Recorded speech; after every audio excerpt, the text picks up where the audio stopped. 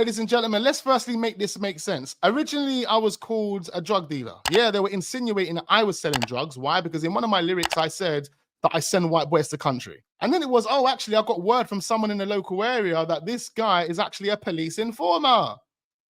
What makes matters worse is Ayub's actually gone out of his way to fabricate this document. I'm gonna break it down to you to help you understand how delusional this is, how insane and embarrassing this is, and it says a lot about Ayub's character. Furthermore, by Ayub doing what he's done, in fact, backs up my theory. How? Because I told you guys that Ayub was responsible for fabricating the Snapchat pictures. Told you that Ayub was responsible for fabricating the message that was on Jay's photo where he was in the back of the car claiming he was on his way to sell a watch. All of that information has been fabricated by Ayub the same way he is now trying to fabricate these police statements or whatever he claims them to be. All of this has been fabricated by Ayub because this is Ayub Qassim's story. Before we go into Ayub's statement, I want to give you guys a bit more context, especially for sending white boys to country, because I know people will be watching this and be looking at me thinking, oh, that's a racist thing to say. I am mixed race for people that don't know. My mum is white, my dad is black. My mum, my cousins, my uncles, my auntie, they're white. They're all white. Obviously, they've put my name out there. My name's Daryl Falzon. The surname is a Maltese name. It means my mum is from Malta. My granddad is half Maltese, half Italian, and my grandma was Jewish. And my dad's side is from Sierra Leone. So that gives you a bit of history on me. But with the situation of me sending white boys to country, that was an operation that I was involved in over 15 years ago. In fact, the lyrics that you guys listen to, they were written when I was 27, 26, 27. Those lyrics are 10 years old. In fact, I recorded the video and the song only 2 years ago because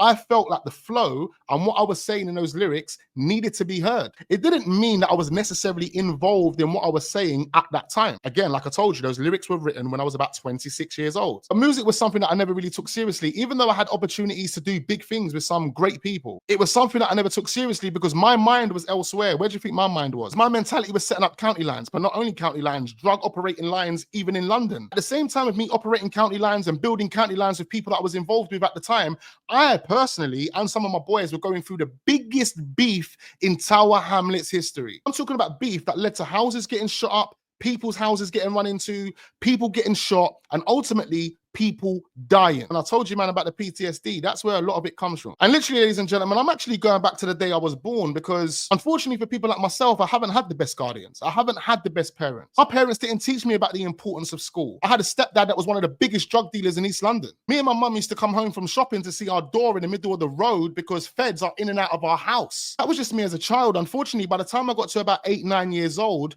the people I was looking up to were almost my stepdad's age. I'm 37 years old today.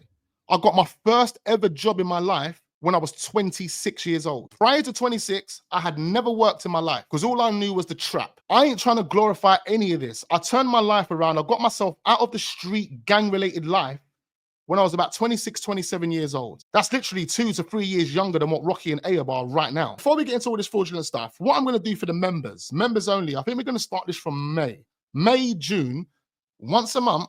I'm going to be releasing a video for members only, and I'm going to be sharing parts of my life. Sharing parts of my life with you guys, things that I've done, things that I've had to go through, risks that I've had to take. Something else that I started to delve into when I turned my life around was supporting young children who are going through the traumatizing experiences that I had to go through when I was a kid and a teenager and a young man. Raised thousands of pounds for a number of different charities, including the Children's Society. And the reason I started supporting the Children's Society is because a part of their work was preventing young children who were being groomed from going to county lines. I can tell you, ladies and gentlemen, I was one of those kids. I was jumping on the train to go OT just to drop people food at 11 years old. I'm traveling from London to Swindon, London to Peterborough, Portsmouth, all these different areas around the UK just to drop food to somebody.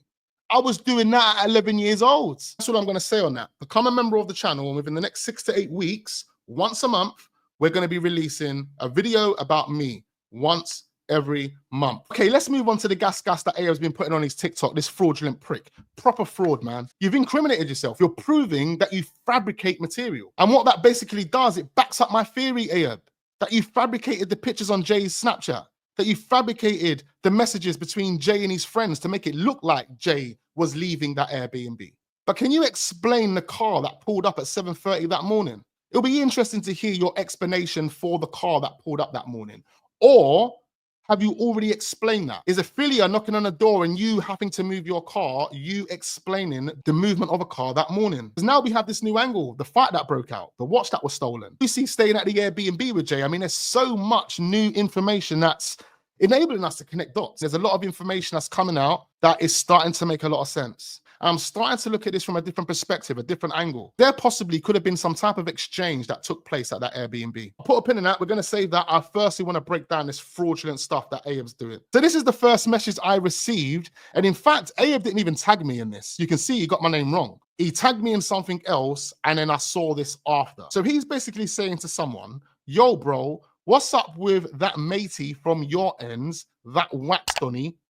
He says, he won't stop making YouTube videos about me, LOL. Now, I believe at this point, Ayub is more or less talking to himself. He responds, hides the name from the person that's responding, and basically says, bro, stay away from that guy. He's known to be a wrong'un. And Ayub says, what do you mean? In what way? And the moment I first read that, the first thing I thought of was when I was about 16, 17 years old, I slept with one of my best friend's girls. When I showed this message to some of my boys, they actually laughed at me and said, well, wax, you are a wrong'un. And I was like, cool, man, allow the bants. What they were more or less meaning by that is the things that I've had to do in my life to people that I might know, people that I don't know. I've done some crazy stuff. I've done some bad stuff, but it's never involved snitching. I used to be such a bad youth. Stay away from him because he's going to cause you trouble. Wherever Wax goes, Wax has to carry a tool because he doesn't know who's going to hop out of that car. He doesn't know who's going to hop out of that car. You can't be around Wax because you might get shot out if you're around Wax. If you ask people in my local area, that's what they would tell you. And that's not even cap.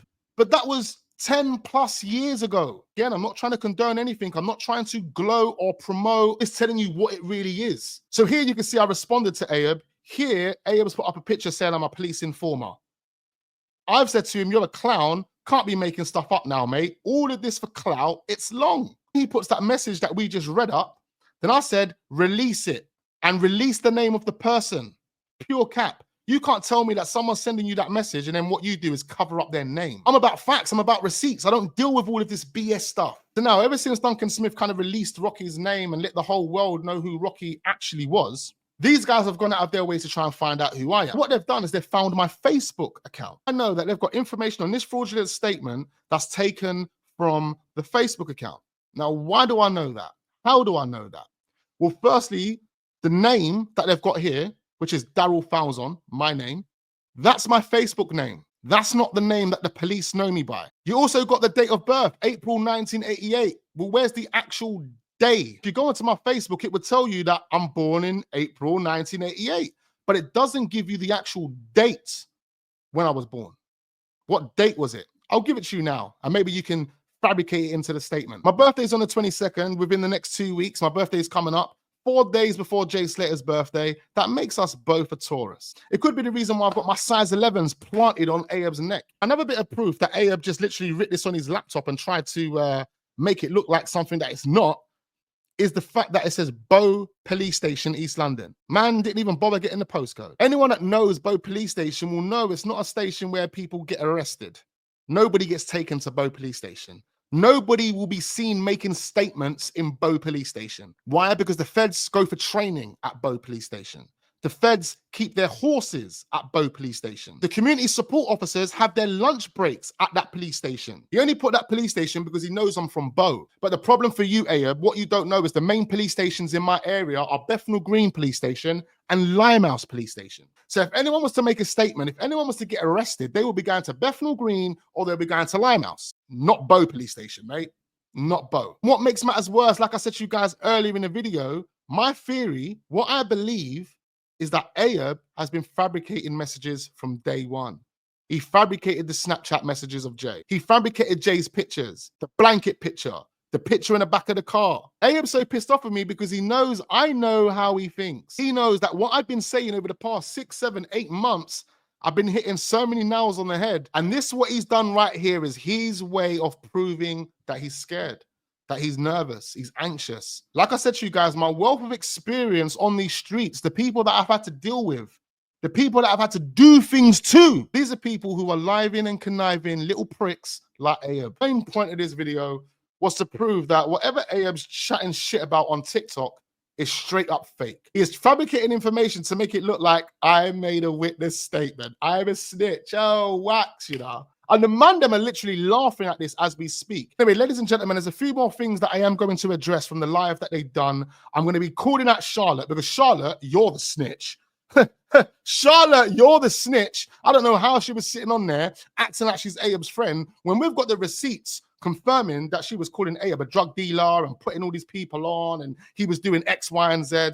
Come on, man. These people are absolutely clueless. But like I said to you guys, there is a few more bits that I'm going to touch on from that fraudulent live stream that those pricks done last night or whenever it was. And I'm going to bring that to your attention within the next video or two. So make sure you hit the like button. Do subscribe to the channel if we are new. Turn your notification bells on if you're a real one. And I look forward to seeing you guys on the next one.